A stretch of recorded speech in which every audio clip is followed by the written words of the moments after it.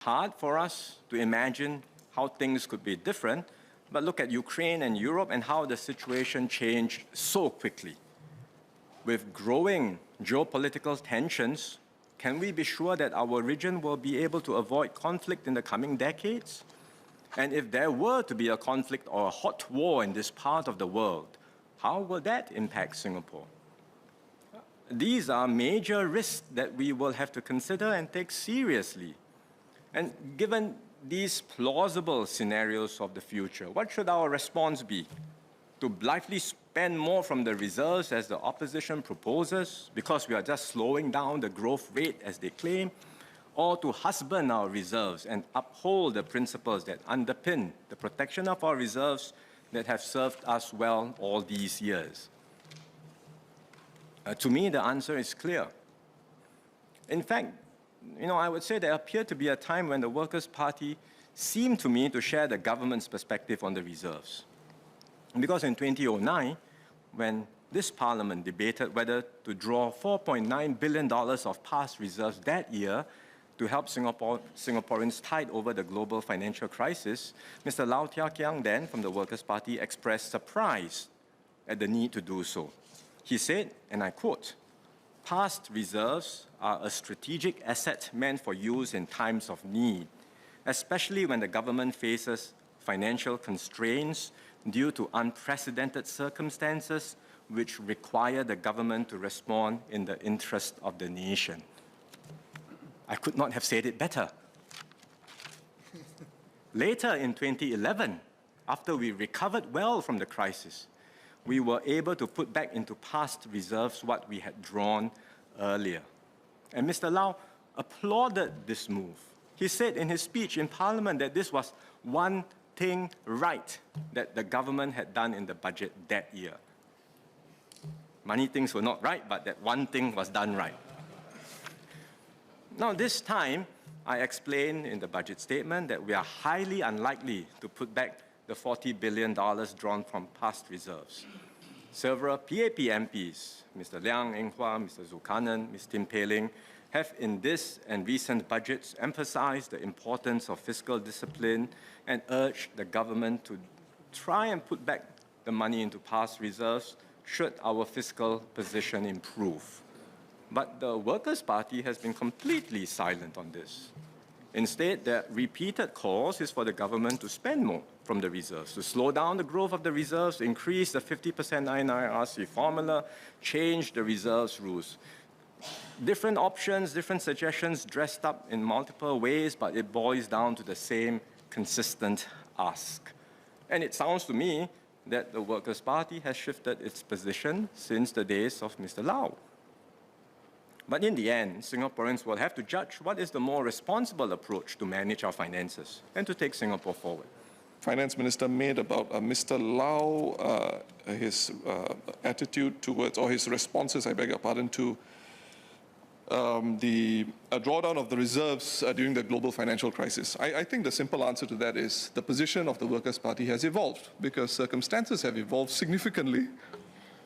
And we can see it also in terms of the contribution of the NIRC and the government's own attitude to the NII framework post-global financial crisis.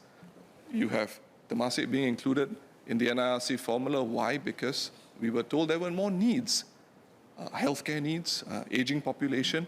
I think these are perfectly, eminently reasonable explanations as to why the Temasek tap was let into the NIRC framework. So I don't see this as a particularly problematic issue to deal with because I think naturally as circumstances evolve, PAP also will change its position and the Workers' Party, of course, will be entitled to do the same. So then on the shift in the Workers' Party's position on the putting back of reserves, I'm glad that Mr. Singh has acknowledged that it's a change in the Workers' Party position, but I would respectfully disagree with his comparing that with how we have updated our position on the involvement of Temasek in the NIRC framework or the net investment framework. Because we have made it very clear when we embarked on this that we did want Temasek to come in. It was a matter that needed more time to study, and therefore the implementation was staged. More importantly, our underlying philosophy, our intent, our principles have never changed and will never change. It's about fiscal prudence, discipline, responsibility, stewardship. That is consistent and has not changed and will not change. Whereas it seems to me, on that part, the Workers' Party has shifted.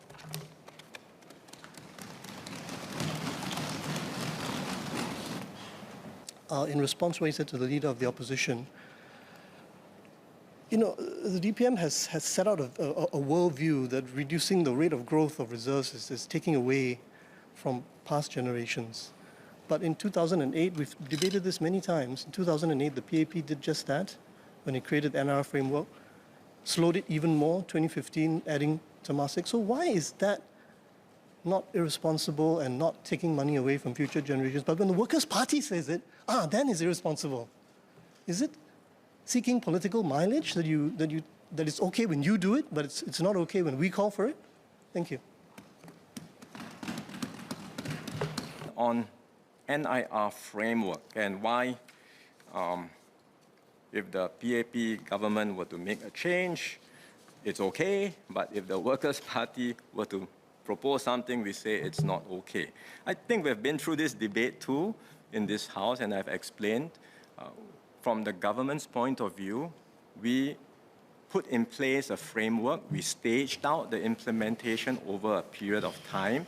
We always had the intention for Temasek to be there, but we put in place a framework that will provide discipline for the government to use the reserves as an endowment fund. It was meant to be a set of fiscal rules that we live by, not to change at the time when we need money, which is what the Workers' Party is proposing. So, yes, at the time when we put in place this set of fiscal rules, this framework for us to use the reserves as an endowment fund in a disciplined, responsible manner, I think the Workers' Party agreed to the framework, but what we are highlighting is so soon after this framework was finalized, at the first sign of needing money, why the attitude of then going back to change the rules? Shouldn't we live by the rules that we have set for ourselves and agreed and put in place? And maybe down the road, years later, after the benefit of lots of experience, yes, we can come together to review this again, because I have said that nothing is cast in stone. We should review, but not so soon after we have finalized the framework and at the first sign of needing money. We do not think that is sound, nor does that reflect the values that we want to uphold in our fiscal system and in our society. The fifth clarification I put to the Finance Minister pertaining to the reserves. Finance Minister said, look, he respectfully disagrees with my characterization of the move made in 2015 to include Temasek, and that this actually was a plan that the government had already had in the works for some time. So I took the opportunity to pull out then Finance Minister Mr. Tharman Shanmugaratnam's second reading speech at the Constitution of the Republic of Singapore Amendment Bill, which effected this change. And this is what was said. We had deferred Temasek's inclusion when the NIR framework was first introduced and indicated that we would review this some years after implementation. So that is correct, but the other thing that the Finance Minister did not say was the enhancement to the NIR framework, including Temasek in the NIR framework, will provide the government with additional fiscal resources in the years to come. So I think that's the point that I pegged my response, and I think I've made that representation in this House before, that the position in 2015 resulted in more fiscal resources, more reserves being employed by the government. That's the point I think that the Minister, did not state in his response to clarification number 5. And just to set it out there, 3 reasons why these additional revenues were required. Number 1, healthcare. Number 2, human capabilities, training, skills future, all this would be required, strengthening education. Thirdly, transport infrastructure, Changi Airport, Terminal 5, Tuas Seaport. I mean, these were the reasons why the tap was opened. There would be additional fiscal resources. And because there's a need, the need for the hour calls for it. And that's the perspective that the WP are bringing when we speak of looking at the reserves differently. On the inclusion of Temasek in the NIR, the intention was clear from the outset. The only reason why we wanted to stage it was because of the complexity of having to incorporate Temasek into the framework, because Temasek is quite different from GIC. It's not, doesn't invest in public markets. It's a private equity, largely in the private equity space, and therefore we had to take some time to work out how Temasek could be part of this framework. We always knew that there was going to be additional resources. I mean, that's to be expected, right? Once you put in Temasek into the framework, obviously there would be additional resources. So the intent was made clear from the outset. The reasons why we had to take time was because of complexity more than anything else. And in recognizing that, yes, we have growing needs, this additional resource will be helpful. But the point remains, having finalized the framework with Temasek in, as we had originally intended, let's stick to the rules and let's keep that system going for now. Maybe many, many years down the road, we will have a rethink, a review, we'll have new information, circumstances will change, and we will all have another discussion with maybe a different finance minister. But for now, the rules are sound. Let's stick to this. And if the Workers' Party agrees with that, then hopefully we can channel all our energies productively in thinking about how best to manage our rising expenditure needs without having to come back to the same old points about using more reserves.